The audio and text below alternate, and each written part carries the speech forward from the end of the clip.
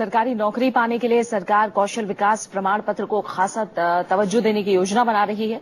गुरुवार को जारी हुई मानव संसाधन और कौशल आवश्यकता रिपोर्ट के मुताबिक अगले एक दशक में भारत में करीब 11 करोड़ कुशल कार्यबल की जरूरत होगी। कौशल विकास और उद्यमिता मंत्री राजीव प्रताप रूडी ने दिल्ली में मानव संसाधन और कौशल आवश्यकता रिपोर्ट को जारी किया। सरकार की कोशिश है कि 2020 तक सरकारी नौकरी के लिए कौशल प्रशिक्षण को योग्यता का पैमाना बनाया जाए।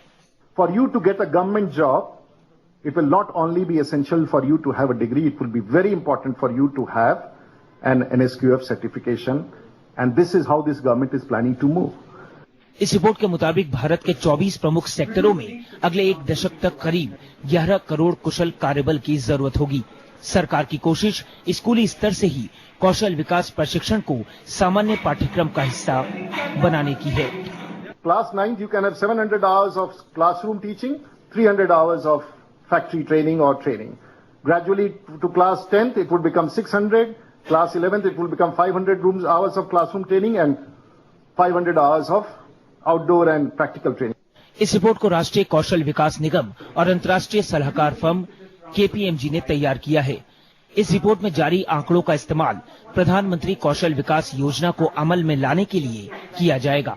प्रणव गोस्वामी, राज्यसभा टीवी। यमन में चल रहा ऑपरेशन राहत समाप्त हो गया है।